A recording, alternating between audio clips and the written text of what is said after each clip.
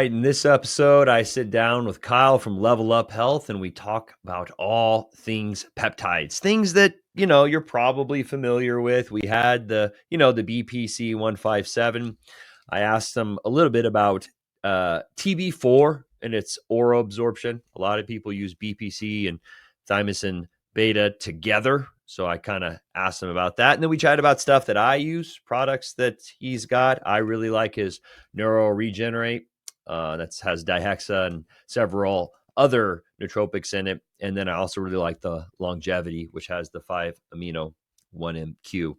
So we covered a lot of ground. Oh, almost forgot creatine. Everyone's talking about creatine. So we really broke down GAA, which is a unique form of a creatine precursor that gets in the brain. So lots of fun things we chatted about in this episode. If you are new here, I'm Dr. Michael Moeller. I do my best to bring you more health, wealth, and wisdom. If you enjoy the show today, please leave a like. Now, I mess things up from time to time, and maybe there's some things Kyal and I didn't chat about. I would love to hear your feedback in the comments below. I also linked Kyl's website in the description, and we have a really nice discount code for you. You can use Dr. Mo 15 for a discount on some of the awesome products that Kyal offers, things that I use. And there's other affiliate links down there. Last but not least, I'd love to have you around for future episodes. So hit that subscribe button and stick around. I hope you enjoyed the episode. All right, ladies and gentlemen, welcome back. Sitting down here with Kyal, LVLUP Health. The peptide master himself is joining us today to talk about all the fun and fascinating things in peptides. Welcome, Kyal. Thanks for having me on, Dr. Mike. And the peptide master himself, I believe you're the master and I'm the apprentice. As I was saying offline, I was learning from your content before the conception, before the beginning of LVLUP and everything I'm doing. You were one of the pivotal people in educating me about peptides and BPC and all things naturopathic alternatives. So I nod my head to you, tip my hat to you, and I'm very happy to chat with you finally. Well, what is the saying? Like the apprentice has passed up the master. Dude, it's very impressive. When did you? So, a little brief overview for everyone, like what we're going to kind of go over today. Definitely some of the fun stuff: peptides, BPC, Dihexa, some of the formulas we got in the building. But Kyal, I'd really want to hear a little bit more about the company because came out of nowhere really quick, right? You're talking about looking at my videos. That was probably 6-7 years ago. And now you have this huge company with all these great formulations. It's not just like BPC, like in your BPC formula, you have PEA, you have, so tell us a little bit about you, the company and the vision and where you're going with the peptides. Yeah, of course. It's been a long journey now. We've been in business for 5 years, but it's only been the last sort of two and a half that we've actually cracked into America and gained some traction. And then I've got on Ben Greenfield's podcast and a few of the bigger ones, which really blew up the business and allowed me to expand into things beyond just sort of at the time I launched with BPC with our ultimate GI repair formula, which was a combination of 3 peptides. And with Tudka, they were the 3 products that I launched with and just expanded to about 6 over the first sort of 2 years. It was really slow going because essentially we're only selling within Australia at the time. The reason I started the business in Australia is peptides were very hard to get in Australia. If you imported them from overseas, there was a good chance our border would seize them or you would end up getting them just destroyed and never receive them. And there was just genuinely no companies within Australia doing peptides. So frustrated with that, I just decided to make them myself. The opportunity was there because I was working my first job after studying my nutrition degree. While I was studying naturopathy, I got a job working in a hyperbaric oxygen center, which was a really advanced, like way beyond its time in Australia. They worked with athletes like Novak Djokovic. They worked with all the tennis stars around the Australian Open, with all the local football teams. And also they worked with a compounding chemist, which were across the road from that clinic, and they'd bring in a peptide consultant. A lot of the patients who would be either athletes or chronically ill would have consultations or would be taking peptides already. And then that's when I learned about peptides, like the first introduction to them was. And then once you hear about peptides and everyone raves that they're potentially the best thing that they've ever taken. And, these people with chronic illness or athletes when money is no sort of object for either overcoming something big or trying to get an edge in sport, there's a very long catalog of things that people have tried. And for peptides to be at the top or near the top for most of the people that I spoke to who had used them, I was really intrigued because prior to that, I'd been working at a health food store. I'd been working at a gym. I was really into my own fitness. So I'd taken hundreds of different products and different supplements. And I just had a passion for it prior to working that job. But also my mum had cancer, so I had to learn all about all the things to support her health and to try and rectify that naturopathically. So I did have got a very long history of trying to learn about all the active constituents in botanicals like ECGC in green tea or resveratrol and all these powerful naturopathic ingredients like ubiquinol and NAD and all those things I learned with the intention to rectify my mum's cancer, but also while I was working those jobs too for my own personal gain. It's funny when you learn about like at the clinic and when you learn about disease, what's good for someone who's really sick is also good for someone who's an amazing athlete. Like it's just the same goal of how do we optimize mitochondria? How do we, and then if mitochondria are inefficient because of toxin burden, how do we detox? And then we look at all the liver and the drainage and phase 1, phase 2, all that sort of stuff too. So it was very directly applicable to my mum, but also to my own life. So that's how I got my background in supplements. And then when I found peptides, I just thought, wow, these are absolutely incredible. I learned about the mechanism for how they work. And then my immediate thought when I thought to start the business is, why don't we just synergize these with the botanicals, the naturopathics? And that's the first product I made was the Regenerate. It's called BPC with PEA, which naturopathics and naturopaths and functional medicine people use. PEA I love as an anti-inflammatory. I think it's one of the most. Is this the regular one? That's the double strength. That one's a new one because I had to make something for people with chronic acute injuries. And sometimes when you're dosing BPC orally, I feel like you need to really overshoot the mark to get it into distal circulation, especially if you've got gut issues. It can all get used up locally. So that's why I did that one. So people could dose it really, really high if they've got something like a golfer's elbow and they're not wanting to inject or do it a different route. But essentially it was the combination of PEA. I added hyaluronic acid in a later iteration, but it was just BPC with PEA at the start and in a capsule. And that was LVLUP's first product. The PEA is great because I don't like curcumin too much in a long-term setting because of its issues with iron absorption and DHT. So using PEA seemed a lot safer and you're getting a very similar effect as far as anti-inflammatory, prostaglandin modulation, analgesic effect too, which curcumin or turmeric doesn't have as strongly. So the rationale behind combining those was have some level of analgesic and pain relief for someone who's got an injury, while the BPC is also concurrently being taken and able to work on the root cause of that pain, of that injury. So that was the first ever product. That was over 4 years ago now. And from then it's just been a like on demand as needed basis for as products popped up. Like I lived in chronic mold for years, like 3.5 years. So horrible levels of mycotoxins in my blood. And that had just the most catastrophic ripple effect on my family's health that, a lot of the range has been developed and created purely for selfish reasons of I need a liver product to help get this mold out of me, or our natural test booster. Like I made that because my levels just absolutely plummeted because the mold affects your hormones so badly.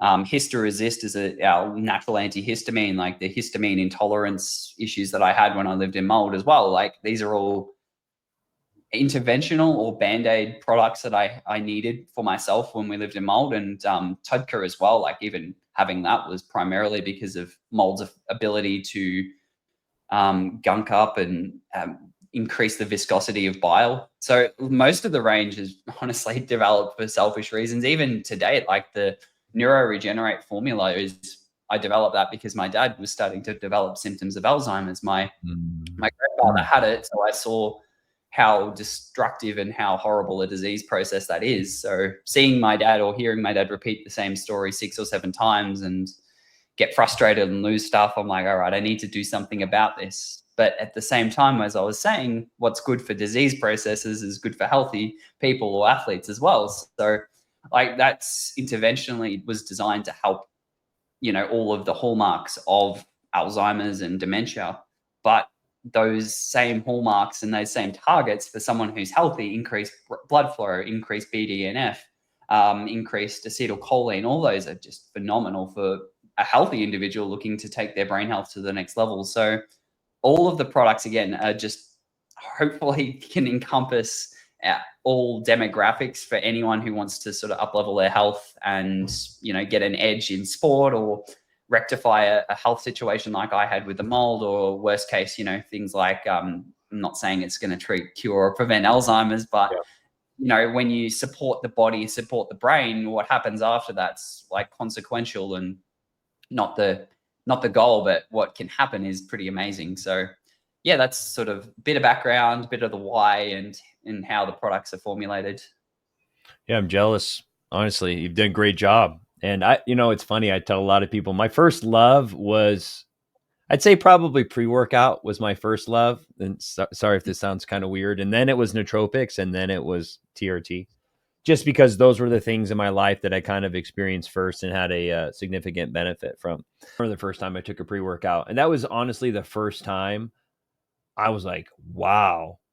And I don't even think at that point I'd really like had alcohol or had any other kind of substance that, for lack of better term, was psychedelic. I did a scoop of NO Explode after a long day. Like I worked all day on the farm. I was playing slow pitch softball. I'd already ran 2.5 miles. I did a full lift, and my buddy was like, "Hey man, you want to come spot me?" I was like, "Dude, I'm dead tired. Ain't no way." He's like, "Take a scoop of this," and I went in there and I was just like, just PRing. I'm like, PR bench press, PR deadlift, PR. I was like, what is this stuff? And then I was like, I need to figure this out.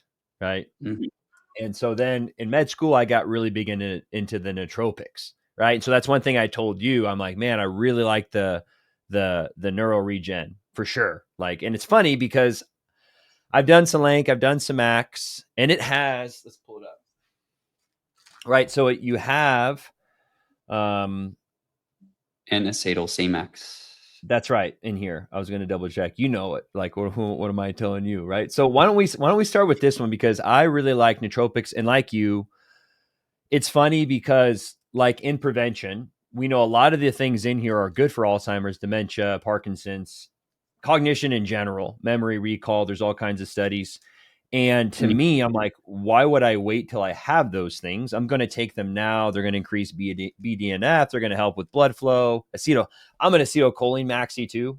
I think that's the one if I had to pick. I mean, caffeine's good in dopamine, but like if I'm focusing, like I took plenty of, I took this morning, but then I stacked it with some extra choline. So I'd love to hear your thought process behind this, why you picked the certain peptides, and what you like about it. And I think you said you might be putting some more choline in, or what are your thoughts right now with where you're at? Now we're making a product called Nootropept, which will be, this one is more of a brain supportive than it is a deliberate nootropic. Like I still needed to include some things so people had an immediate effect from it. Otherwise, that instant gratification culture of I take it and I feel it, you have to have something in every formula. Otherwise, it's harder to have people believe that it's doing anything, even though it might. Like Dihexa, for example. Like you're a Dihexa guy, you love it. But people who, it's a paradoxical thing that some people will take it and feel absolutely atrocious and have brain fog, right? So one person's best favorite nootropic is another person's least favorite. And that all has to do with your neurotransmitter balance, but also how much neuroinflammation you might have. Because when you push Dihexa, when you push P21 and things that boost BDNF and neurogenesis, you are asking a lot of your brain and your cells to increase these processes, and they're energy expensive processes, all these things. So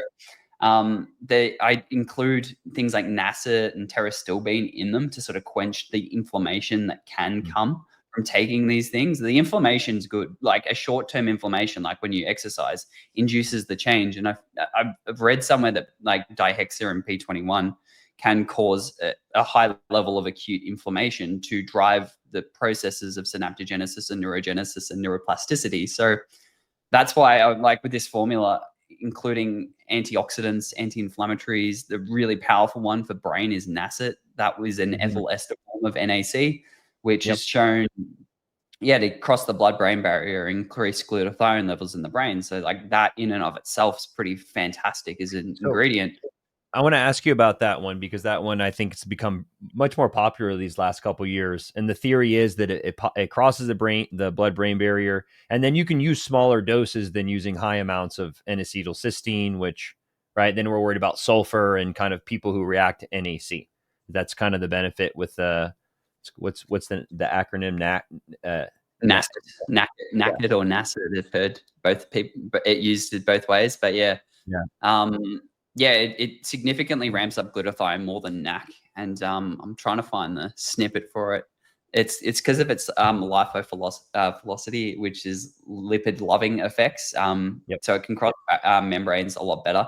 Like NAC has an okay dosage. That's why a lot of the things that you need to dose in around the 1 to 2 milligram mark tend to have lower bioavailability. Like we don't actually need 2 whole grams of an ingredient in our circulation most of the time, unless it's something like an essential fatty acid or a protein. It's because we don't absorb a whole lot of it. So the clinical dose has to be high to compensate for the loss. And when I dose peptides, things like AC fragments or GHK or KPV, I know not 100% of what you take orally is going to absorb. So I dose up, accounting for some level of loss. So that if only you get 25% of the dose, then that's still the right amount of the active ingredient for you to get. And there's obviously other things you can do, but anyway, back to NACET. That's just one of a few different ingredients. There's another one called GCC or GGC. I've forgotten exactly what it is, but the process of converting, and that one isn't in a product yet. It's going to be in our liver complex. That one isn't necessarily for the brain health, but it's just another novel way to increase glutathione levels. Like NAC converts to GC, which then converts to GSH. It's the middle step in that whole conversion process. So that's another really interesting one. I think it's Glytine is another brand that currently sell it. But that one's really interesting. But back to brain health and nootropics, like my first brain health nootropic thing was funny you brought up the pre-workout stuff, because that holds a place close to my heart, but also a little bit of a funny story. My father was a trucker. He used to drive long distances, and he had some pre-workout that he gave me before one of my basketball games, and it was Jack 3D when I was 15. Oh, wow. Yeah. Best game of my life, but I didn't sleep the whole night after that. Yep. So, yeah. I remember I was working at GNC at that time, man. The 1,3-D, what do they call it? DHA, like dimethane Allen. DMAA. 1,3-D. Yeah. Oof. Yeah. Oof. It's like a synthetic form of ephedra, pretty much. Exactly. And that's why the truckies all loved it. They had little Jack 3D deals going on, people bulk buying it for all the truckers. So it would probably not have been a safe time to be on the roads in Australia back in the everyone's just driving around on Jack 3D, bunch of big wheelers. I think taking that away, they're just back to regular ephedra, but anyway. Yeah. I mean, that's a whole thing. Maybe we'll chat a little bit about, regulation and whatnot. So I'm just double checking. You're saying my brain is probably not that inflamed. That's why I can handle something like Dihexa. People who have more inflamed brains, when you do something like a Dihexa, it's so potent for building neurons, or what's the word I want to say? You're going to have cellular metabolism anytime you're producing things, and so you got to be in an optimal state. And an analogy is, if you drive a car, you put the foot down, you're going to have exhaust fumes, right? So that's kind of what you're making it. That's this is kind of not forcing to happen, but supporting. The real reason why people wouldn't have, not the real reason, but a big part of it is gut permeability equals brain permeability usually. So you'd have pretty decent gut health, having been singing the praises of possibly the most powerful gut healing ingredient for over 6, 7, 8 years with BPC. But also the lorazepatide acetate's another one we have. We have it as a solo product. We have it in our GI repair formula, because that inhibits zonulin, and zonulin is it the ultimate, or you have a regular one? Because I have your ultimate here. Yeah. Right. I have a regular GI repair, which is a compliant version, i.e. it doesn't have BPC in it, but yeah, we got the lorazepam in that one, which, yeah, it's been studied in celiac disease because zonulin is one of those biomarkers that people test for just to basically establish if it's paracellular permeability, which is the permeability between the cells and the breakdown of the tight junction proteins between them. Lorazepam inhibits zonulin, which basically keeps the gut sealed.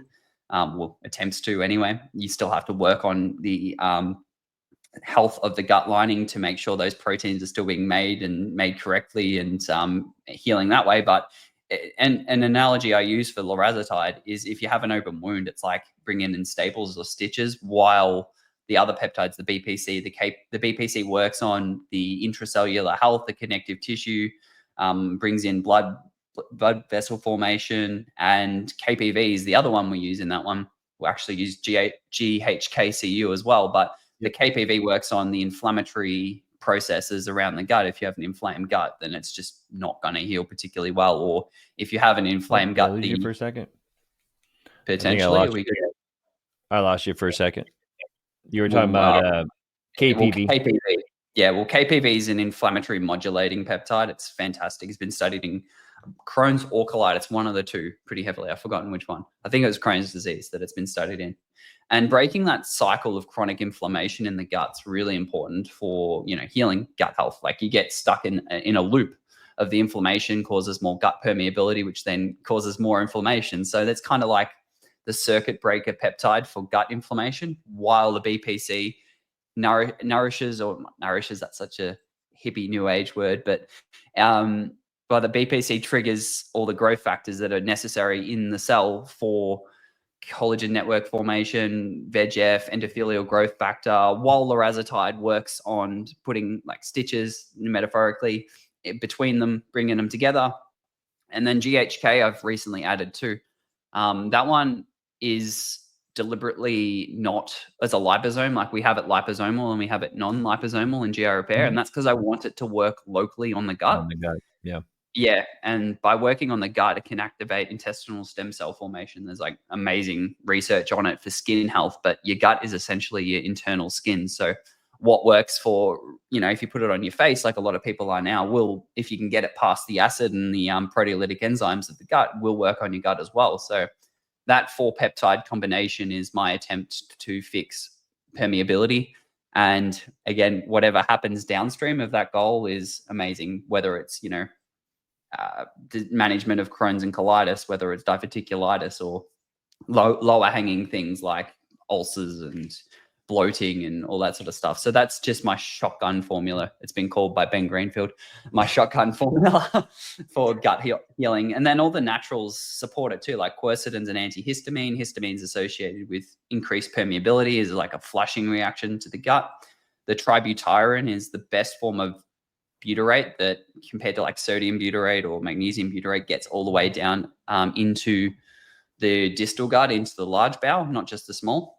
And then the other one is zinc L-carnosine, which naturopaths have been using for like ulcers and reflux. And zinc itself is very important for barrier permeability, but the L-carnosine itself is a really good anti-inflammatory. So that's been my pride and joy. That one was the second product in LVLUP's range that I developed 4 years ago. And to date, it's been the best seller and it's got the best reviews. So I'm just very happy to have bought that out. And, gut health, and as we said, like, what causes neuroinflammation and leaky brain is gut health. It's just so upstream to so many conditions that people are dealing with, that like autoimmunity and inflammation, arthritis. If you've got gut issues, then you kind of just playing whack-a-mole with symptoms until you can first get the gut sealed, reduce that immune activation that occurs when you have permeability and you have large proteins entering circulation, causing immune responses. So yeah, that's why when I naturopathically look to treat people, I always start with like adrenals and stress response and then gut health. So then all the other stuff are just bonuses for people who have really good gut health or, need some support in one area of their health. Yeah, it's funny in naturopathic medicine, right? We're taught in school, it's like one of the first things you always do is just fix, like if someone has any type of symptom for anything, right? If it's heavy metals, if it's mold, if it's Lyme, or just it's fatigue and you can't figure out why, it's like start at the gut, right? Like if you get in and you can get that gut figured out and that's healed, like that's at least going to stop the bleeding for everything that's going inside. You got a leaky gut, like you're saying, you're gonna get big proteins in your bloodstream, you're gonna have inflammation, immune response, and then it's like good luck trying to modulate all those, right? And that's what actually this product seems to do. Because man, I remember in school we learned the what's it, starve, kill, purge, reinoculate. You've heard that Yep. one, right? So it's like we call it the what is it, the weed feed, seed and feed one in Australia. What do you call it? Same thing. Yeah. Yeah. But it was funny because, you know, when I was in school, so I graduated in 2017, and I can remember learning, like, I was like 2015, one of my friends had texted me. He's like, "Hey dude, what do you think about MK677?" And I was like, it's probably junk. Like I'm still this way, forgive me, that I wait a little bit to see a product and then you see if it catches the hive mind. There's actually something to be said about that. Like if it's actually good, it will catch on. And this was 2015. And so I'm like, dude, this is probably some junk, you know, pro hormone, da, da, da. And I started looking up the research. I was like, dude, you can have like a 50% increase in IGF-1. Like that's no joke. That's like GH level stuff. That's what got me into all the peptide stuff. But at that time, I didn't have access to BPC-157. So when you're going through that lineup of like, what do I have to kill? It's like berberine, maybe some other type of bitters. And the same thing with reinoculating, like, okay, give them some zinc, carnosine, give them some glutamine. And then I remember learning about BPC. I'm like, this is it, dude. Like this can actually heat. Like, do you know what I'm saying? That's why I remember when I first found out, I'm like, dude, this is what naturopaths and integrated doctors have been waiting for, is super supplements, or what did you call them? Super, like nutraceutical. The next generation nutraceuticals is my term for these things.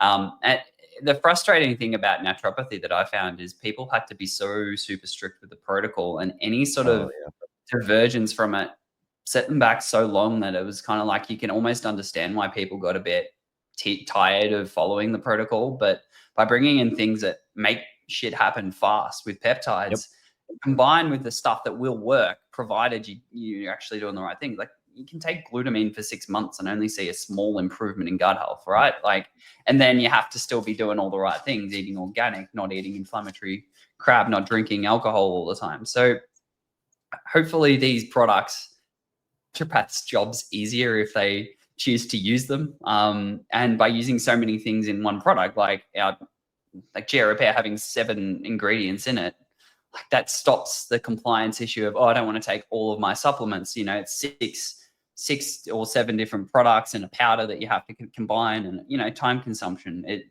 That's one thing that people, myself included, don't really want to spend in their day, is, you know, figuring out or getting a pill capsule organizer, or even with peptides too. Like if you are on board with peptides, like even me, I'm like, oh, can I just take it orally? I don't want to have to do the whole reconstitution injection thing. It is a time consuming process, whether you're in or out on the whole idea of it. So that's why the oral peptides, making them liposomal, encapsulating them in delayed release capsules, putting acidity buffers and absorption enhancers with them, is my way of being lazy with peptides and making sure that I still get the benefits without having to spend my valuable time doing that. And the same with the protocols too. Like I have a test booster with, I don't know, like 12 different ingredients that all work on a different, that all work on a different part of anabolic, botanabolic, botany and anabolism, botanabolic. Like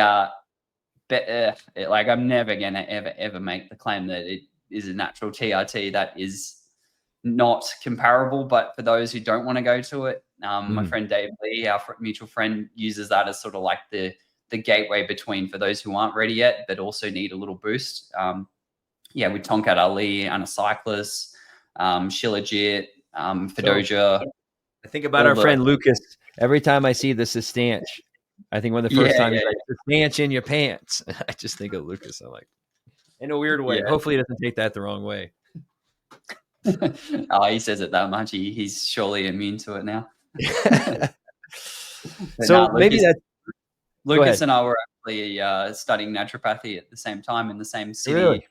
That we got connected, and he kind of introduced me to the world of biohacking, and didn't really know anyone apart from Dom D'Agostino was someone who came to the hyperbaric clinic and I got to meet. And besides him, I was like new to it, and he really helped the business at the start. He gave me the idea for Tudka to use that one when I had liver issues because of the mold, and then really pushed me to make that one. So that was the third product that we brought out, was Tudka taurodeoxycholic acid, which bodybuilders, if you are having liver issues, there's no single ingredient that will work better for rectifying your liver issues, especially if it's like an anavar or oxandrolone type liver issue, because that thickens your bile, causes cholestasis potentially if you overdo it and combine it with other things. So Tudka thins the bile, allows it to flow, allows the metabolized hormones to just get out of your liver and take the burden off it. And first time I used it, because I had all those issues, not from oxandrolone, but from mold.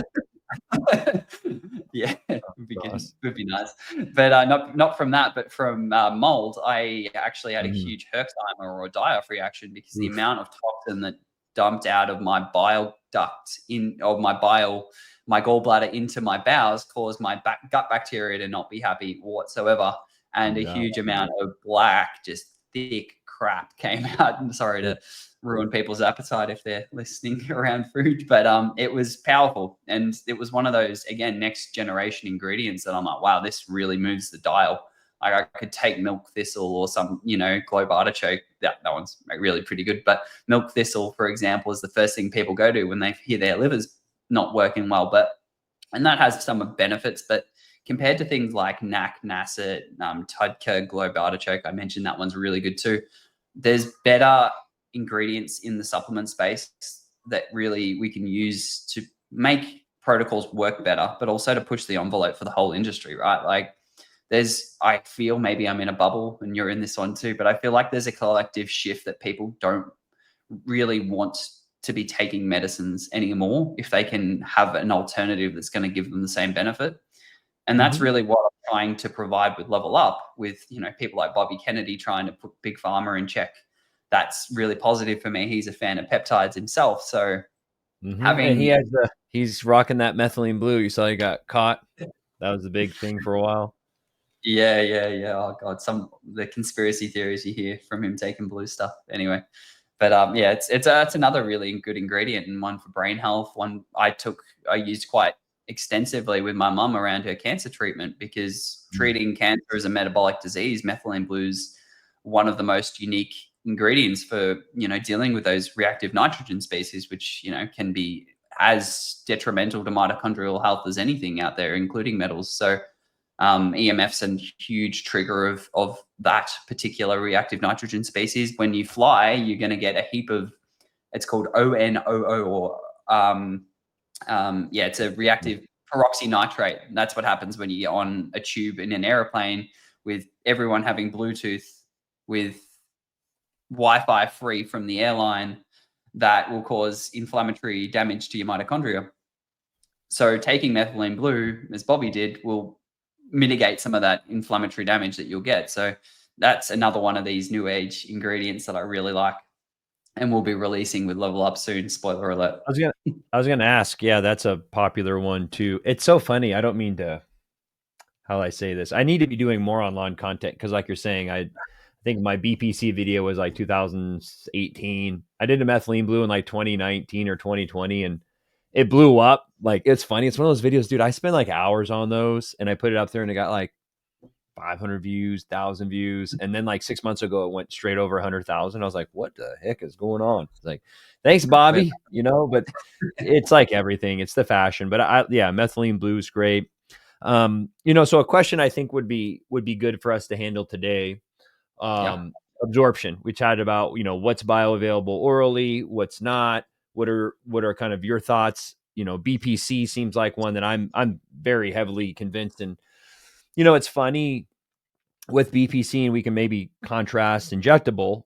You probably heard my take has always been, when patients come to me, they have a gut issue, I'm like, dude, do a bottle of the oral. It's usually cheaper, it's easier. You don't have to worry about infection, reconstituting, messing up.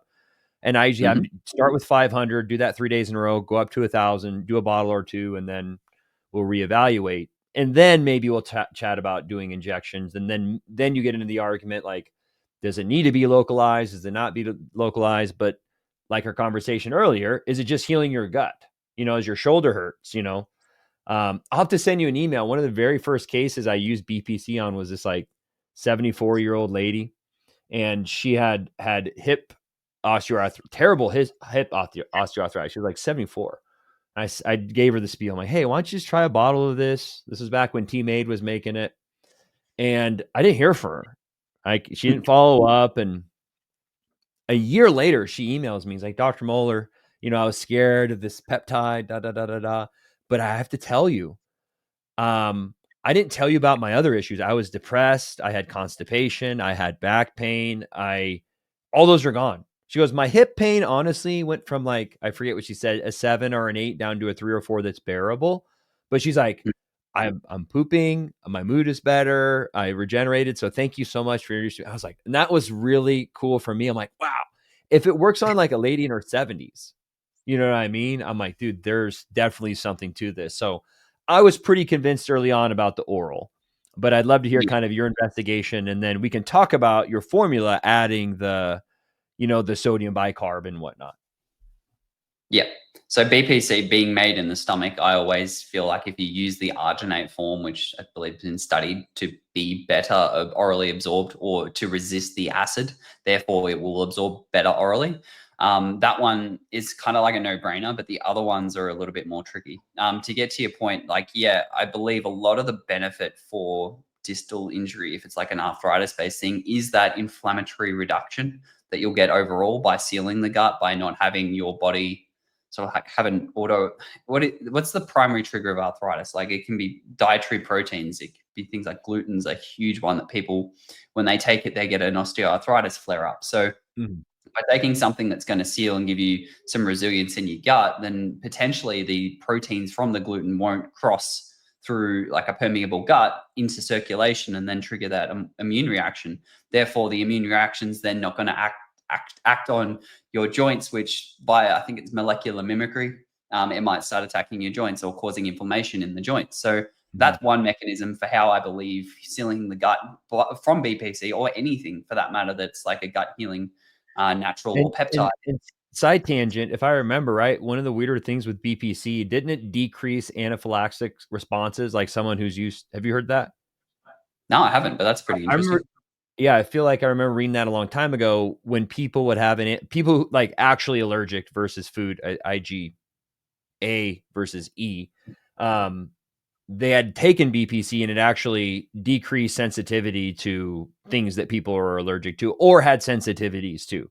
And whether or not that was a gut issue or not, I remember reading that a long time ago. I'll see if I can't find that, because I remember people being worried about, like, anything you take, anything you inject, you can just have an allergic reaction to. Like, it's just human nature, unfortunately. And I remember reading, I'll see if I can't find it. It's like, doses of BPC decrease immune sensitivity to certain proteins that people were already having immune responses to. So makes a whole lot of sense from my understanding of gut health. And the other thing too is, if people have gut permeability and these large proteins are entering circulation, well, if sealing isn't working, one of the reactionary things that the body does is produce gut histamine. And that's why people have all manner of loose or constipation in their bowels.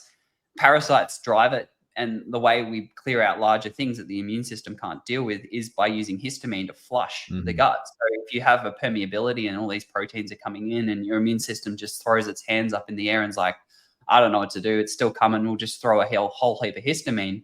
Then if you have anaphylactic allergies, then your threshold, and with the threshold for which you hit that mast cell degranulation and that immune response, would be significantly lower than if you had none of that occurring in the first place with a sealed gut. So that's one mechanism for how that would work. But then I guess the other way you could look at it is, if the gut is, I mean, I probably already mentioned that one, but yeah, if things aren't entering the guts, i.e. you have sealed it with BPC, then this circulatory immune system is not constantly on high alert looking.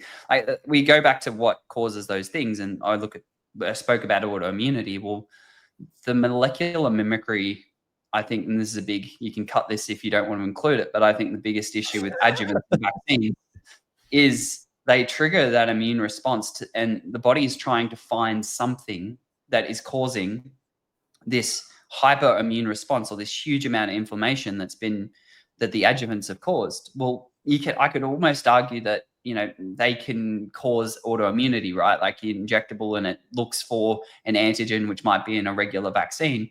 But then if you've got leaky gut at the same time as when you take a vaccination and, all the adjuvants trigger a massive immune response, if you've got permeability of the gut and things like peanut proteins or milk proteins or egg proteins are circulating, then maybe the immune system will, via confusion, think that the egg protein, which might look like some part of your body, or the milk protein, or like not just food allergies, but autoimmunities like collagen might enter from your diet, and then it might look like something else in your body via that molecular mimicry method.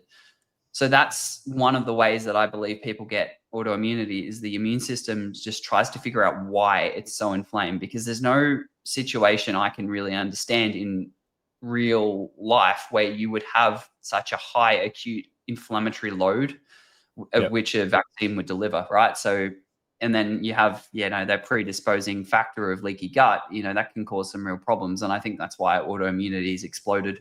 Glyphosate on our food is, an easy thing to blame, because it will directly increase permeability of the gut as well as a whole plethora of other issues. So I hope that made a lot of sense. I kind of riffed off a little bit, but to me, I think about it like you're in a medieval castle and your castle walls come down. At that point, you just kill anything that comes in. And it could be a cow. You're like, oh, the cows are the ones that knock. It's like, dude, no, the cow's just coming in. The cow has nothing to do with the barbarians. And then to be honest, you could slaughter your own people. You're like, oh, okay, was it you that knocked the wall down? Like, we don't know what's going on. Like, just kill everything that's coming in.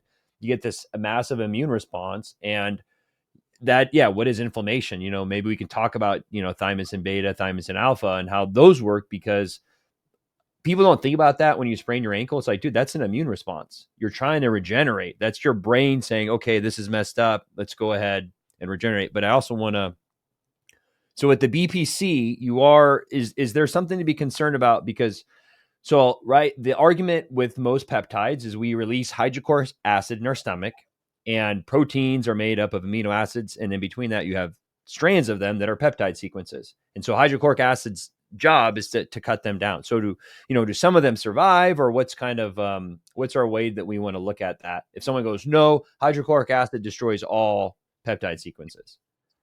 It will destroy a lot of them, that's for sure. That's why the catalog of oral peptides versus injectable is significantly smaller. The other thing is chain length, like things that are too large, like insulin. Even if you could completely let it bypass degradation from the acid and bypass the proteolytic enzymes, it's just too long of a molecule to pass through the gut lining. Like we were talking about permeability as a bad thing when it relates to food, like amino acids and proteins and things from your diet. But the same thing that's bad for that is actually utilized to enhance peptide absorption. Like selcoprosate sodium is used in formulas in usually a small dose, so you don't create permeability. But the primary methodology for how that ingredient increases peptide absorption is transient permeability increases. So when, like, I've seen companies doing semaglutide combined with 200 milligrams of selcoprosate sodium. So semaglutide is way too big to work orally. But when you bring in such a high dose of this gut destroying selcoprosate, I shouldn't say destroying, but this gut opening, this tight junction, paracellular permeability increasing selcoprosate sodium, then there's a chance that peptide could work orally by getting through what was now, like, I don't know, 500 kilodaltons is the rule for absorption through the skin and through the gut.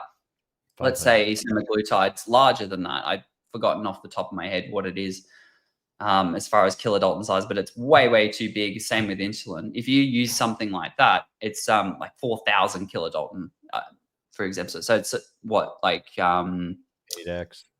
8 times too big. So you bring in the selcoprosate sodium, the gut junction, whatever would allow in kilodalton size, is now increased all the way out to like maybe 5,000. So that's one way you can use selcoprosate sodium to improve peptide absorption. If you do it in a small dose, like we've got products that do have selcoprosate sodium. It's in like 5 milligrams or something like that, something insignificantly small. It's kind of like the dial for how much you want to increase permeability. I use that in the AC fragments product, the oral TB4 product, because of the kilodalton size of the second one of the peptides. It's the fragment 17 to 23. That's 846 kilodaltons. So that's about, 340 over that 500 rule for regular permeability. It would not work orally if you didn't include selcoprosate sodium. If you do, then you are bypassing, or you're increasing that margin for which things can then enter circulation. Kind of works paradoxically when you're trying to heal the gut with GI repair, but you're not necessarily taking TB4 for gut repair, even though it can have benefits for it. You'd be taking that more because you've got a distal injury, a musculoskeletal injury, or you want to recover, right? Like, if it gets into circulation, it's a fantastic antifibrotic. It's really good for people who've had like ischemic injuries and what other conditions you'd use it for. But because it's too large, there's two ways you can do it. You can use the selcoprosate sodium like I used to do, or you can liposome the peptide. The liposome itself is a fat envelope or a fat bubble that surrounds the peptide. Because it's a fat, it basically crosses, absorbs. You can do it sublingual, like a lot of the Quicksilver Scientific use that for their own products, or other brands do it, or you can put it in a capsule and it will absorb basically through the micelles, through the fat absorption methods, and you'll get it through. But also it will resist stomach acid because fats aren't absorbed in the stomach. So by putting it in a delayed release capsule, number one, that will protect it from the acid. By using sodium bicarbonate, that buffers the acids locally around the peptide. So if the capsule does break, then you still at least have the sodium bicarbonate reducing the acidity locally. So that won't activate acid. Low acid is required for pepsinogen to convert to pepsin, and pepsin's the main proteolytic enzyme.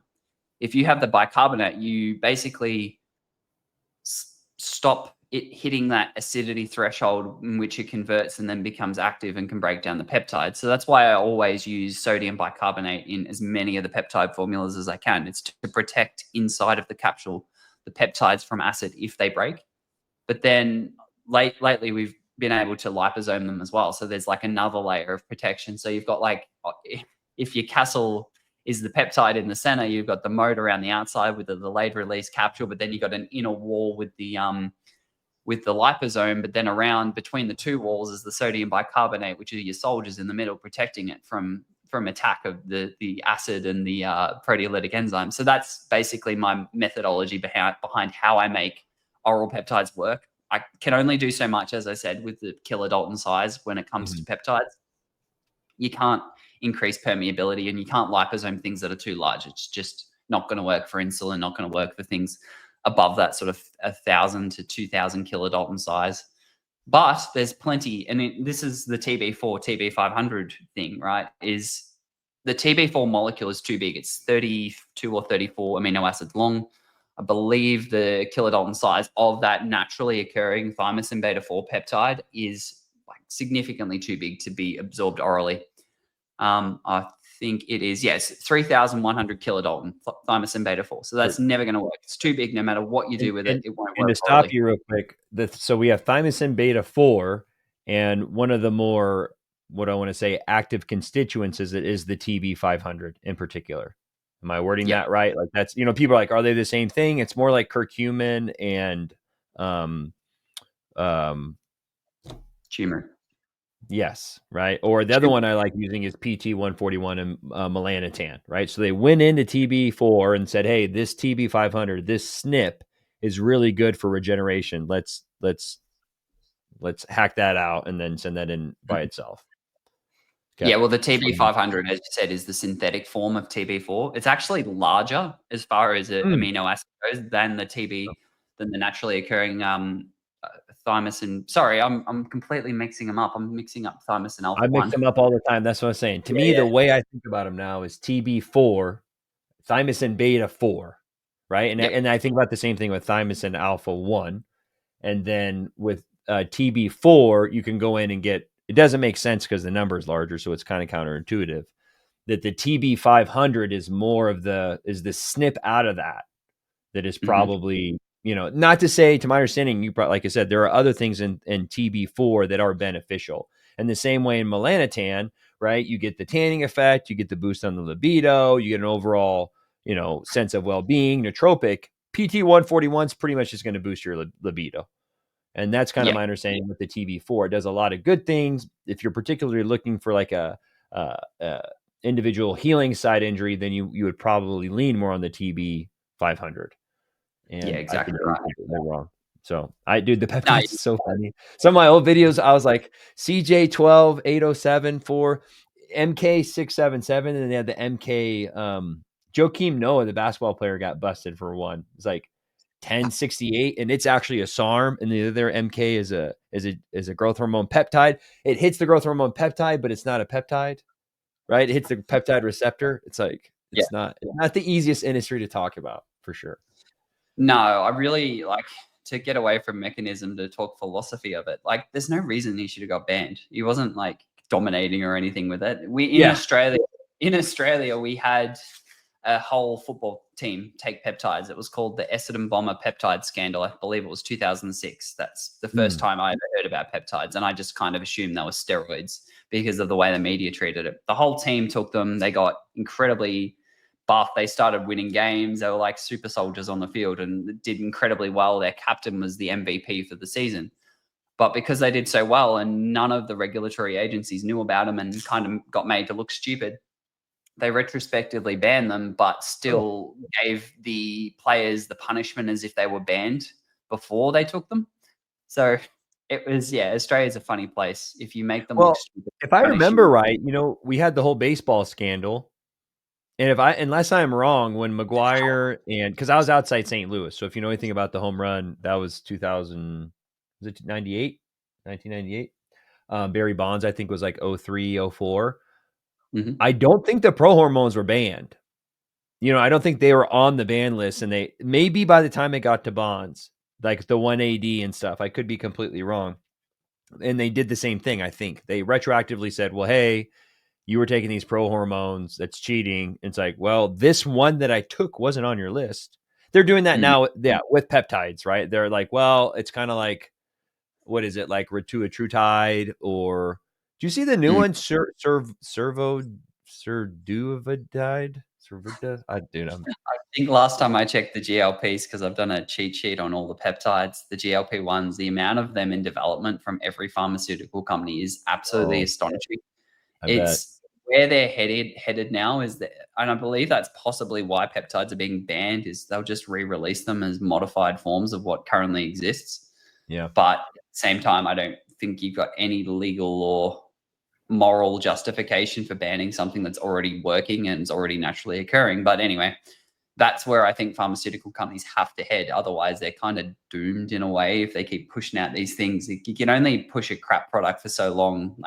They've had a very good run, but as I said, in the bubble that I'm in, I feel like it's starting to burst for a lot of people. I mean, you can only, once you go down the rabbit hole of natural medicine, naturopathy, peptides, you kind of don't ever go back once you've got the benefits from it. So for them to start focusing their efforts on peptides would be smart if I was a multi-billion-dollar multinational company.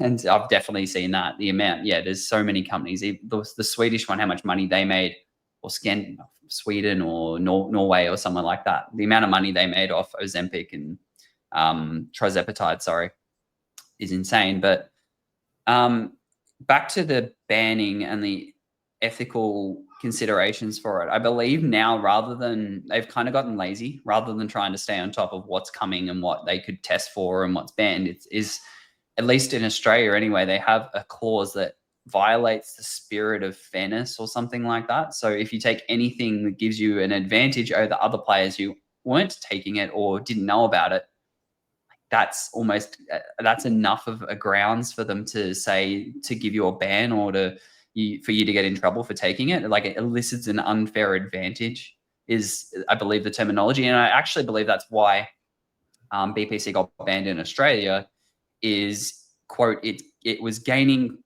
popularity whilst being largely unstudied in humans, which is, the second part's fair, but for them to not cite any safety reasons, for them not to have any, human indications of damage or harm, but just to say because it's gaining popularity, we need to ban it.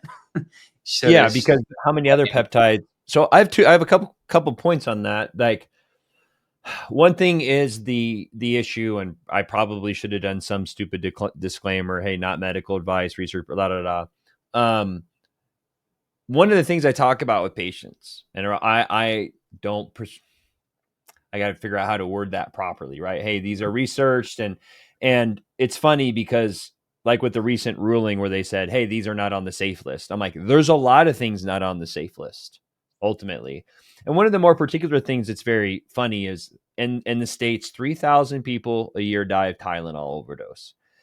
My opinion, if someone had died of BPC overdose at this point, someone's ass had been sued. We'd have known about it. There'd be a natural outcry and outrage, right? Because I think the one study, there's one on CJC that was done in Brazil, and some guy had a heart attack like during it, and they canceled it, and they're like, oh no. And it's like, dude, he just had a heart attack. Like, he was like 68 years old. Like, that happens.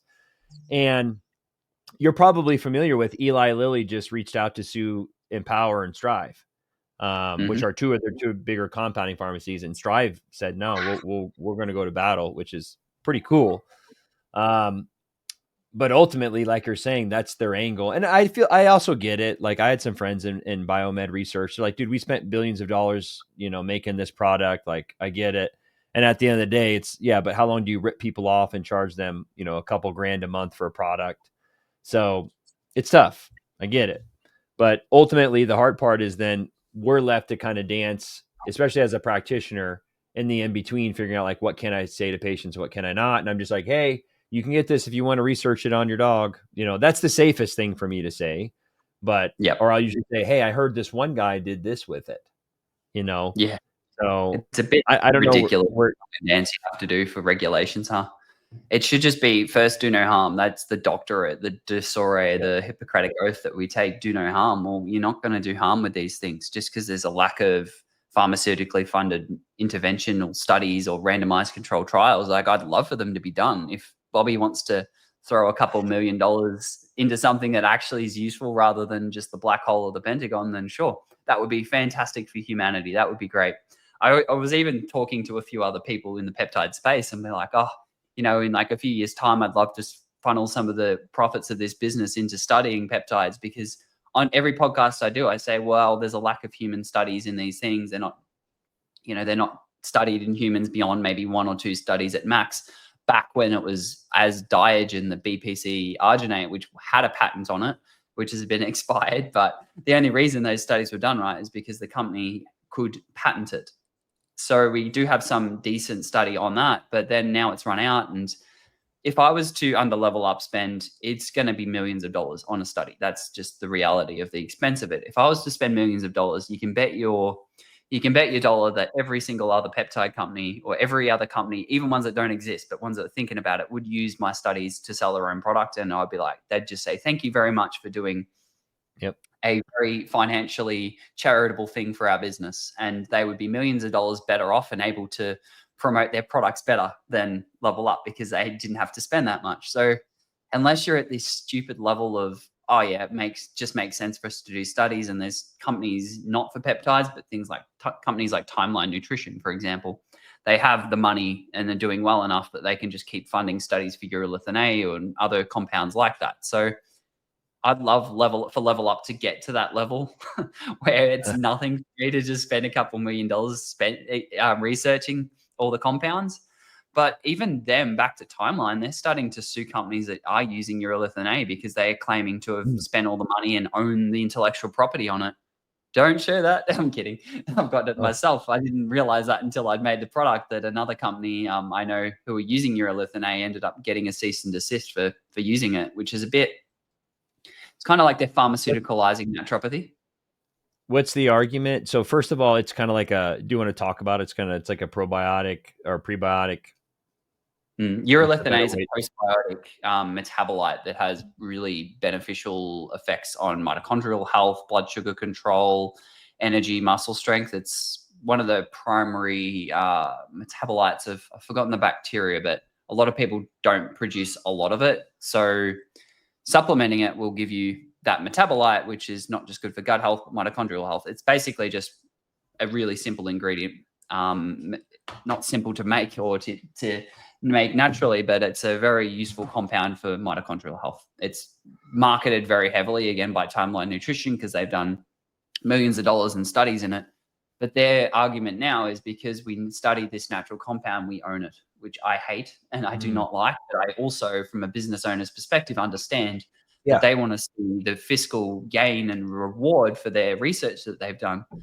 But at the same time, I don't think it's fair for them to be claiming that something naturally produced by most people's gut bacteria is theirs to own anymore. And I think if they just own my poop, man, you know, you want to try and get my poop out of the toilet and say that's yours? Like, nah, I made that, dude. Fresh brewed. Yeah. But yeah, it's just, I'm seeing it too, not just, but in the pre-workout space, I guess, is another place you see it a lot of times. There's ingredients that are patented forms of just something natural. Yeah. I like those better because if you just go ahead and use a generic form, they don't care. It's not a problem. But, you know, if you were to really, things like Genius Pure, let's use that as an example, is a 90% concentrate alpha, 90% yield alpha GPC, fantastic nootropic. You need less of that to get the same benefit as just generic, which might be around 50%. Their marketing and their whole ownership of it is that trademark and that 90% form of it that they sell. And if you are to then talk about the studies which they funded using it, kind of like, then it's not really applicable if you're not using their form. The studies, you can't translate the results that they found with them to that. So that's one way of doing it that I really hope companies that are bringing out novel ingredients follow that model versus the ones like the Urolithin-A's and paraxanthines, another one with Infinity. They are only allowing you to use their form. And if you don't use their form, it's an infringement of legal rights or something like that. So this is, I don't know, maybe we've gone off topic into something a little bit boring, but I just don't, it's kind of where naturopathy, natural medicine, supplement industry is headed. Peptides are looked at as the future of it, but also the pharmaceuticalization of natural ingredients is definitely happening. There's so many different raw material providers and different patented ingredient for this and that and another thing that it's becoming a very interesting space. Yeah. Well, we're coming up on the hour mark. We haven't talked about the creatine and the pre-workout. Those are two I think that would be some pretty good spots to finish up on. Unless there was anything, I think we hit most of the big ones, right? That I wanted, the BPC, obviously, TB frag. I'll quickly jump in lorazepam and say that was one that was a patented form. Lorazepam acetate's where all the studies are at. Most of them are at, but essentially we stopped using that form because we found acetate basically only works in the gut. It will work for that permeability in the gut, but I wanted to address directly the blood-brain barrier integrity in leaky brain. So with our ultimate GI repair formula, we combine lorazepam sodium, which essentially pharmacokinetically, it achieves the same effect as acetate without it being patented. Okay. But then I use an S-phenylacetyl form of lorazepam. And that doesn't work locally. It works systemically. So we have tight junctions everywhere in our body, not just our gut lining. Your liver has it, your kidney have them, and your brain especially has them. So the rationale behind using that form of lorazepam is to get it into circulation and combat like distal permeability in the brain, which I don't know about you. I'm pretty sure you don't have gut brain leakiness, but I do not want that. And when I was in mold, I definitely had that. That was a huge issue. Like mycotoxins from mold, not just rip your gut lining, but your brain barrier, and you just have horrendous brain fog and any toxins, any lipopolysaccharide, anything in circulation, even metals that you might have consumed from your diet have the chance to embed in your brain and cause brain fog. So brain barrier permeability, brain barrier integrity is like the primary reason why I use that particular form of lorazepam. Cool. And Yeah, no, and I've not used that. That is one I just started. I've most of my patients now I do TRT, and I'm very fortunate that a lot of them have their determinants of health already kind of down. Very rarely do I get a leaky gut guy come in, but and usually I'm just like, dude, do a bottle of BPC. A lot of times that kind of does it, in all honesty. So I don't treat yep. as much dysbiosis as I used to, just because I've funneled down into mostly guys are coming to me for their hormone, and not to say that gut stuff won't help. Um, I would say the longer I've been in practice, like you're saying, people want results, and you pay me a couple $100 here or there, labs, da da da. It's like, dude, you get on TRT, it's like you're gonna feel better pretty quick. Mm. Whereas if we do determinants of health, let's work on your sleep, and like I said, a lot of times they kind of already had that in line. Mhm. So yeah. So I can ask you about creatine then, because Mm. this is another area I'm skeptical of. I'm like, man, I'm just going to get my super cheap creatine monohydrate. We were chatting before the podcast that there's a study going around about sleep deprivation. I think it's 25 grams. Sorry. I do my 5 to 10 grams a day. Previously to powder, I actually switched over to gummies just because I switch things up. I do my vitamin D in gummies, and but Mhm. now I have this fancy form of creatine. It has all these big words in it, micronized, and then guanine, the acid, GGA. So you want to break this down for me and tell me why would I want to take this? And I remember I was at GNC back in the day where the ethyl ester form came out, the hydrochloride, there's Mm. less bloating, da da da. But Yep. fill me in. Why would I take this instead of my monohydrate? Bioavailability, in a word. Okay. That would be why. So Okay. creatine is technically called methylguanidinoacetic acid. That's another synonym for what it is. It's a methylated form of GAA, Okay. um, pre-methylated. So because of that, it's only capable of transporting in from circulation, from digestion into intracellularly through what's called the CT1, or the creatine transporter. Okay. The reason why taking a gummy or taking carbohydrates is beneficial with creatine is that particular transporter is, I don't know, for lack of a better word, facilitated, upregulated by insulin. So that's why, Yep. when people used to take creatine with orange juice, for example, that's a better way that will make that transporter work better, and you'll get more intracellular, intramuscular creatine, which is fantastic. But if you take the precursor to creatine, the non-methylated guanidinoacetic acid, GAA, it works via that creatine transporter primarily, but it also can shuttle through the taurine transporter, the GABA Okay. transporter, and it's small enough to get intracellularly through passive diffusion. So you've got four routes in which GAA can enter the cell. Once Okay. it's in the cell, though, this is the big nuance point behind why GAA can be damaging if you just do it by itself, is it's non-methylated. Creatine Mm, is methyl guanidinoacetic acid, so you're gonna need to provide methyl donors or support methylation with SAMe or B6, B9, okay. B12 You got to trimethylglycine. methylate that GAA to become creatine. And that's dependent on the guanidinoacetic methyltransferase enzyme, which will convert the GAA to intracellular creatine. But because it's come intracellularly via four separate transporters, the studies showed that after combining creatine and GAA versus just creatine alone, you ended up with about an 8.4 times greater muscle saturation of creatine, and about a 3.9 or 4 times greater brain white and gray matter saturation of creatine. So this is Mm, one of those new era supplements that I believe is very beneficial for human health. And they've been using it actually for a while in livestock feed in pigs to actually get the muscle mass of them up, supplementing it in their food. So if you want to be like those pigs and get more muscle on you, this is a very wow. intelligent way to do it. Yeah, so and that's why you have the trimethylglycine, and I mean, I take a methylated B vitamin, but you're saying not a bad idea to have something help with methylation at the end of the day. And so Exactly. Yeah, But and then itself too is not just going to support the methylation, but there's been studies recently on TMG showing it boosts muscle power, endurance, and strength as well. So you get the phosphocreatine stores upregulated with creatine and the GAA, and then the TMG works on that effect.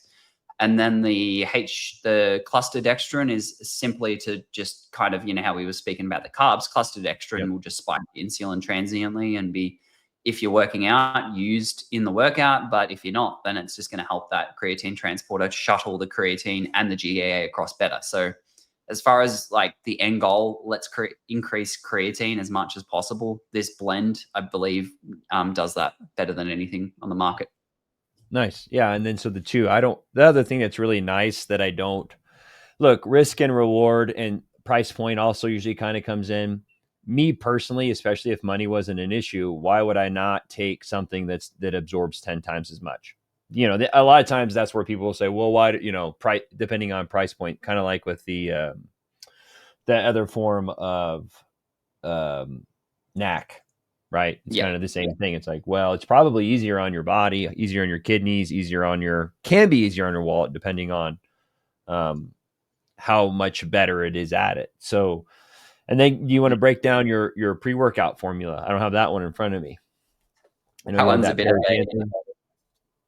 a bit of a complicated formula. I, like yourself, as I said, have been on pre-workouts, jacked at 14, but then I took a break and when I started lifting, been on just your regular caffeine with arginine ones back in the day, nothing too spectacular. But I essentially wanted to create a pre-workout that left people better off for taking it than if they didn't, i.e. it didn't burn out their adrenals. It didn't cause anxiety or hypertension, which by using paraxanthine instead of caffeine, you take away those factors, which is the benefit of the infinity that they've done studies to prove. It's the theobromine and the theophylline that caffeine breaks down into, the three metabolites, being paraxanthine and the other two. By taking just the paraxanthine, you're keeping out the other two, which theobromine, for example, you can use as a singular ingredient. It has some benefits, but it also increases your blood pressure and your heart rate. So that's often used in pump formulations. I don't personally like it that much, but anyway, the paraxanthine is the only stimulant in that formula, and it's a very mild. It's like 2 hours of effect, and comparative to milligram for milligram in caffeine, it doesn't hit you as hard. So for people who don't need ridiculous amounts of stimulants, who aren't adrenally burnt out and just need dynamine and methyl and teocrine and caffeine at 500 milligrams, like, I think it's insane to me to see how heavily dosed pre-workouts are becoming now, and I'm just like, that's not going to last. They'll be coming for anti-inflammatory or neuroregeneration after all their adrenals being burnt out and their blood pressure is super high. And I was that. Well, I still I try and I'll do 200 milligrams of caffeine between 7 to like 1 or 2. And then I've been really trying to do paraxanthine as high as 100 to 200 milligrams before I usually have a mid-afternoon workout. And that's been treating me pretty well. I do like the switching over. And then, so you got blood flow in there. You got, the main thing that separates it are the, adding some B vitamins. Like when I had adrenal burnout, after years of the stress of looking after a cancer patient, my mother, the things that fixed it were adaptogenic herbs, things like Schisandra, rhodiola, what are the other ones? I've forgotten at the moment. You got some go-to cola. Yeah, go-to colas in the neuro. That one's fantastic too. Yeah. But in the pre-workout, I included Schisandra because it's an adaptogen that also helps with exercise performance. I use it on racehorses and increased their oxygen consumption. And then there was some metric, I forgot exactly what it was, but it basically improved the speed of the horses. They were like finishing like, what is it? How do they determine it? Like bodies ahead of other ones, like significantly better when they took that. But so that one's in that, Bacopa's in it. Licorice root's another one that I like. That licorice root's one of my favorite adaptogens. It's one of the ones that spares cortisol. So when you work out, you do want cortisol. That's why when you take caffeine, you will work out significantly better. It's just raises it or acts like it gets your cortisol to where you need it to be to have a really good workout. But it's by doing it so high, you then have a massive come down and you feel terrible. Paraxanthine and the adaptogens and the electrolytes and the B vitamins are all ways to feel good, but then not have the crash afterwards. And actually, as I said, leave you better off than if you didn't take a pre-workout. Whereas the other ones, you take them and then you feel good and then you feel terrible and doing that. It's like a cycle that I'm not saying that'll keep you in burnout. Some people are resilient and can just do that indefinitely. But once you have other stresses coming into your body, that would be a stressor on your system taking that kind of product. So Ready Up was just all-round support. It has a bit of the GAA in it too. It has the B vitamins to methylate the GAA, so you are getting some of that in it as well. The TMG's in it, arginine alpha-ketoglutarate, the blood flow enhancers. It's just my attempt to create a clean and sustainably used pre-workout. Cool. Yeah. Awesome. Well, I think I have one last question for you. It'll taste better soon too. It was very hard to mask licorice root and all the other natural ingredients that are actually dosed properly. Uridine monophosphate's another I don't know if you've used that as a nootropic, but this is a nootropic too. It's got the alpha GPC, the tyrosine, the NALT. If Infinity is an amazing nootropic too. So like a lot of you want to be in the zone for your workouts, and nootropics are just make common sense to me to have them in a pre-workout. So, but yeah, uridine was really game changing for me when I had dopamine related issues. It like really, really helped me. Oh, I love uridine. I think Lucas may have been the first time that, there's so many supplements that come out. I did the deep dive on DMAE, phosphatidylcholine, alpha GPC, TMG, and citicoline. And so I just got to the point where I went back and forth between citicoline and I'd always pop in a huperzine. And for most people, these are all acetylcholine. They're raising acetylcholine. Huperzine's a esterase inhibitor. And I was surprised with uridine monophosphate. I was like, wow, this one, yeah. No, I like it a lot. And I do all those, like I said, in the morning, I'll rotate them. And I think alpha GPC even shows it's got the glycerol in it. So that helps with the pump and some nitric oxide. So I'm curious on your stack. What are you doing currently? Maybe give me like a pre-workout stack. Maybe give me like a pre-podcast stack. Well, at the moment, I'm not working out because we're heading over to the States in a week and I haven't touched a weight in about 2 weeks, the amount of work I've got to do. But when I am working out, the Crevolution, the Ready Up, I do take a caffeinated one occasionally just because when I need a little bit more, caffeine does work better for that effect. But usually combined with teacrine and a bit of dynamine too. I really like those as my stimulants. Only in the mornings though, and I try my best to limit the amount of stimulant I have to maybe max combined 300 across those. Just because, again, I'm prone to burnout, and especially with the amount I work. So making sure those are kept in check. Nootropics, I love almost every day. I take the Neuroregenerate or something similar. Methylene Blue. Lucas, being a good friend, has taught me a lot about nootropics. For today's, I was feeling a bit flat because I had a bad sleep. So I took 9-MBC and bromantane, really boost that dopamine, get them going. I really like those ingredients. They're phenomenal. But again, they're kind of like these ones that you need to take with caution. You don't take them every day. They will bring you up, but you've got to pay the piper if you push yourself too high. And that's kind of the same thing as regular pre-workouts, but they're 350 to 500 milligrams of caffeine. The Neuroregenerate I don't take every day. I take it maybe 3 to 4 days a week just because I like to cycle my peptides. All the peptides I take, I cycle. Again, I don't necessarily think it's super important that you're militant about cycling them, provided you're not taking them for like 4 months without a day's break. I do have some level of concern, and again, more studies are needed to prove this, but the receptor density downregulation of where the peptide binds is something that, just by taking a day or two off a week, you're mitigating any risks with that. So, but yeah, honestly, Methylene Blue too, I take that as needed. I'm going flying. So taking magnesium L-threonate and Methylene Blue will be a big part of the travel stack. And then some immune support stuff while we're on the plane. But yeah, honestly, the day-to-day is just the neuro liver complex I used to take while I was out of mold, but it's been long enough now, thankfully, that I don't have the mold symptoms anymore. And Botanabolic, the test booster, I take that at nighttime because Icarin is a PDE5 inhibitor. It's a natural one found in horny goatweed, and that's very useful at nighttime with your partner. Nice. Yeah. It's another area we didn't even hardly get into. So maybe we'll do another go around at this. And you got you working on some new products then too? Yeah, I got the Methylene Blue one. It's a Methylene Blue with N-acetyl L-carnitine, ubiquinol, and PQQ, just a full spectrum mitochondrial support one.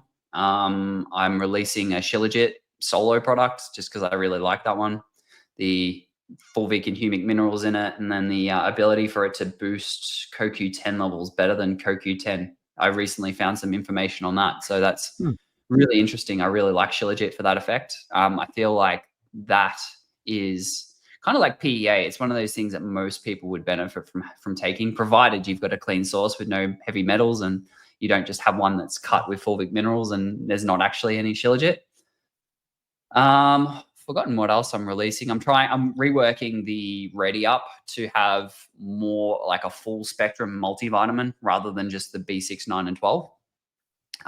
Bringing in additional ingredients like DMAE, cordyceps, using just all the best ingredients you can. I'm trying to stack it as much to make it the most heavily stacked pre-workout on the market, which I think the current one already is there. But the negative to my current one, which is my biggest criticism of myself, is I had to use sucralose in it because it tasted so shit with stevia. That nothing masked it like it. It was almost like magic. It went from this thing that would make me almost vomit to, oh, that's tolerable. With just the smallest amount. So I'm reworking it without the sucralose because, again, like it's kind of contraindicated for a company that's got like lorazepam, Geo Repair, Tributylin, Echinacea, all these products for gut health to then sell a product that has negative impacts on gut health. So that's my good luck, man. The taste thing is super difficult. I used to just buy everything raw and be like, it doesn't matter. And just, you know what I mean? Like I had caffeine, I did, beta-alanine, creatine, what else would I throw in there? Citrulline, and just like, and now like you have a good flavor, that tastes good. It helps. It helps. I like enjoying the thing that is then going to give me that energy boost. So manufacturers looking at improving flavors. That's what I was going to ask you. Can you make one more plug? Maybe talking about manufacturing regulations in that and the dangers, and what should people look for? Like, what do you pride yourself at? Like, is it a good manufacturing? Do you have what certificate of analysis? Like, what should people look for, and what do you guys do that you're proud of? Yeah, well, definitely you need to, for peptides especially, the naturopathics, like most of the time manufacturers, the raws material manufacturers will provide it to the companies. So you don't necessarily have to unless you suspect that your manufacturer is that your raw material supplier is trying to undercut you or deceive you. But all the manufacturers we work with only work with trusted people who they audit them all the time. So things like PEA, things like NAC, we don't have all the analysis that we've done independently because there's like a 99.9% chance that we'd be just wasting our time and money. It's thousands of dollars per ingredient to test. Yeah. But the peptides are one that we don't cut corners because these are ones that are often done poorly. It's a very challenging process to do peptides properly. They have to go through amino acid sequences. There's only a few of them there's not only a few, there's like a few main places in the world where it's done, compounding chemists, and there's some labs in America that do it. But then a lot of them come from China and you just don't know unless you know. And then you do your third-party analysis, your certificates of analysis, purity testing for metals and contaminants. All of that's done on every peptide we have in the range. We do that every single batch too. And our website, which will be updated by the time this goes live, has every single product COA on it. That's something definitely to look for. For oral products, I'm not saying it's not important and we do it, but it's less of a problem than if you were to inject a product with no COA that might be contaminated. Because You do not want to be injecting contaminated peptide, be it metals, be it bacteria. That is a bad time for anyone who does that. So you can go septic and die, people. Yeah, right? yeah. Like you And get blood all these infection and you die. all the metal detoxification protocols people in biohacking do, and then they cheap out on peptides and just reintroduce it through the peptide potentially. You know, like it doesn't make sense not to go for a reputable manufacturer or company that test it. And then, you know, price point too. Like you can tell if a product's not going to be what it claims to be based on the fact that it might. If you go on Amazon, for example, there's BPC products on there that are 1/3 the price of ours. And I don't make huge margins on my products. I do because of my business, but I don't make enough to be able to sell the product, to be able to possibly sell the legitimate product for the prices in which you see them on Amazon. Yep. So if it's in that, it would be absolutely microdosed comparative to what they claim. And as far as I can see, none of these companies even have websites which you can buy it from other than Amazon. So like good luck finding a purity report. And then the other thing that we do that no other company, well, most other companies don't do is just don't use cheap fillers like rice flour or just things that aren't functional. Like every peptide we use, the KPV, the TB4, the BPC is combined with the synergistic natural, like lorazepam we combine with aloe vera and quercetin because they are both beneficial for the gut lining. The PEA we use with the BPC, and I've never made a product. I think it's such a wasted opportunity to just put rice flour with a peptide like 5-amino 1-MQ. Why wouldn't you combine it with NAD and NR? Why would you? I mean, price, but most companies that sell that one, for example, it's just rice flour or vegetable cellulose that's in the capsule with, like the capsules can fit, if you get one of the larger ones, 700 milligrams of active. And if 50 milligrams of active is the 5-amino, then you've got 650 milligrams of opportunity to make it work better. So that's one thing I've always done with every formula that I've made is made sure to utilize the full capsule for delivering the effect I'm after. Cool. No, that's all helpful because again, it's pretty much the wild, wild west right now, and new companies popping up all the time. And I get that as a patient. You know, if my patients was like, "Hey, you recommended this company. This is their price. This is their price," and I'm like, "Well, they're doing that." I'm the same way. Like I charge a lot more. My prices are higher than the guy down the street. And like usually, you get what you pay for. My opinion, Exactly. most often. If you couldn't, then how? If you weren't doing good stuff, it'd be hard for you to get away with it. You know what I mean? If your margin's like, wow, you must be so much more expensive, you must be ripping people off. It's like, well, why are people paying it? There are smart people that are using this product, and it's like, unless they like being ripped off. So it's easy for me to say, having been in business for 4 years now, but also look at genuine reviews too. If it doesn't work, people are going to get angry and post them, right? So Trustpilot reviews are really beneficial if you're buying from online vendors. There's so many of them now.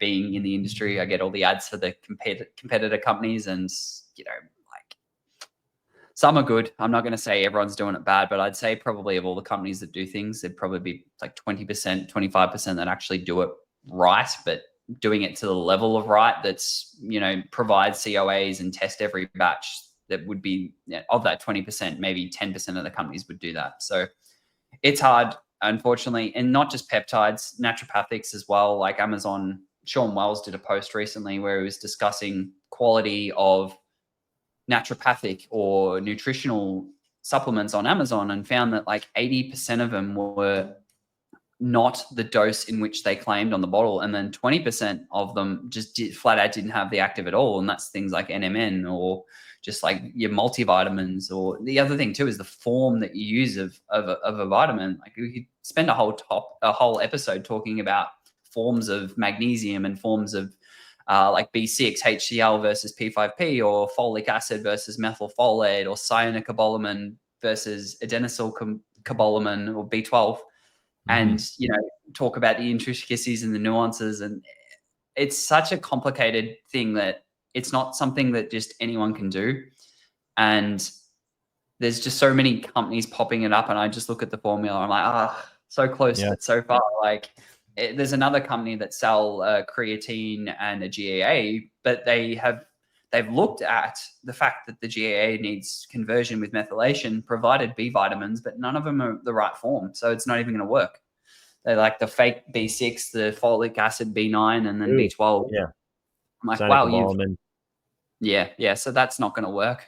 You're just going to end up like creatine by itself definitely spares methylation, so that would do it. But by using those things, like I personally cannot use synthetic B6.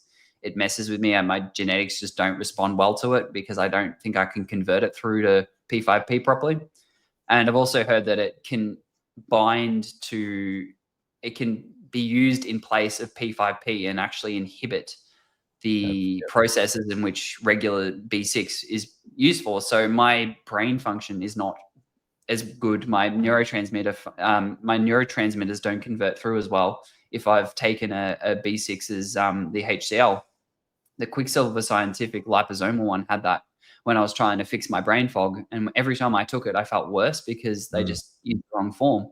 And that's a very good company using the wrong form. So like, I think they've rectified it since, but like if a good company, a multi-million-dollar company can do things wrong, then what chance does someone who just wants to make money have, who's not got a naturopathic or a nutritional training or who's not been in the space for a while of doing some very complicated product properly? I'm not saying it can't be done. It's just you need a degree level or a career level of education in this stuff to do things right. So that's sort of my why behind it is I want products to work. I want practitioners to be able to prescribe a product and get the results that the client and the practitioner are after without causing any harm. Do no harm is the naturopathic philosophy. And then also just getting people to where they need to be as fast as possible. And that's why you utilize TRT and peptides, and why all my products basically align with the naturopathic model, but fused with I want things to work quickly, which is what the peptides do. So, yep. I agree.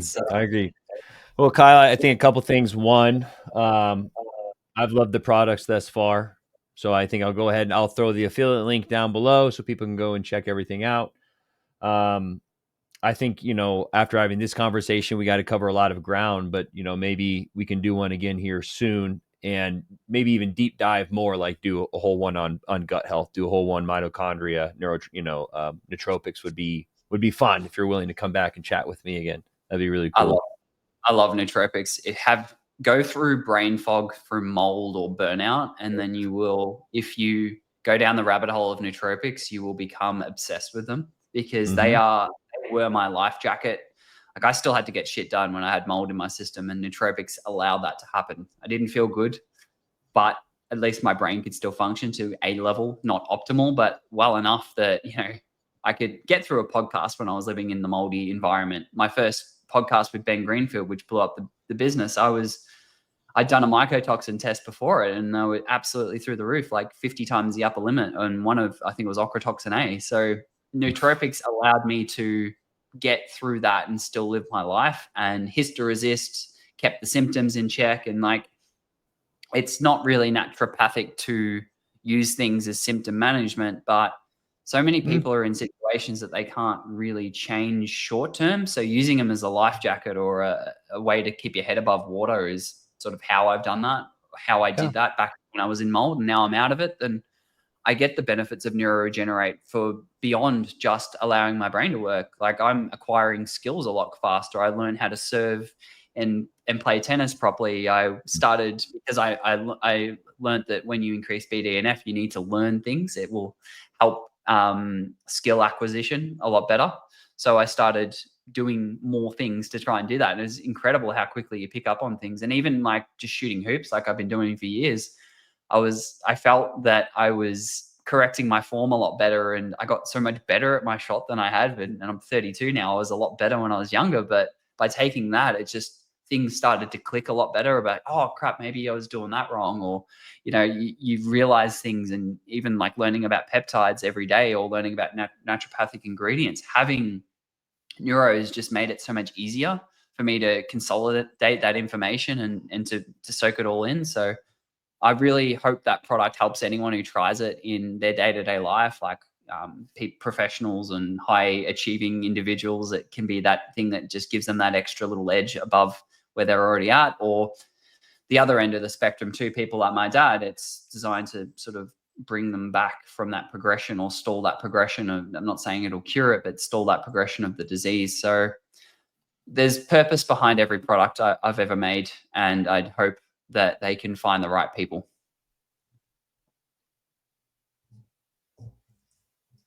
You're back. You said there was purpose. Yeah, there's purpose behind every product you've made. Yep, and I hope that they can find the right people who need them. Amen. Amen. All right. So following you guys, you got your website. I'm going to be sure to link it. You guys post a lot of stuff on Instagram. Any other spots people need to check you out? It's really just the website and the Instagram at the moment. I'm going to, like you, I feel like I need to do more content and get on YouTube. But yeah, the other thing is I don't know when this goes live, but we'll be at some conferences, A4M in West Palm, probably A4M in Vegas. I was going to ask, you're going to be in Austin. Where'd you say you're going to be in the States for? Yeah, the Health Optimization Summit will be there on the 13th and the 14th of this month. Okay. So in 10, 11 days, I don't know when it goes out, but if it goes out before then, we'll be there. If not, we'll be at the West Palm one, and probably A4M in Vegas will be the big one. Oh, in December. I haven't made that one in a while. I'm in my own little cubby hole. I need to get social again. So this is great, Kyle. Appreciate it always, man. Hope everyone enjoyed the podcast. Like I said, check out the affiliate link below. Please leave some questions. So hopefully Kyle and I have a follow-up, and we'll see what people are most interested in. So pleasure, Kyle. Until next time, everyone, stay vigilant and God bless.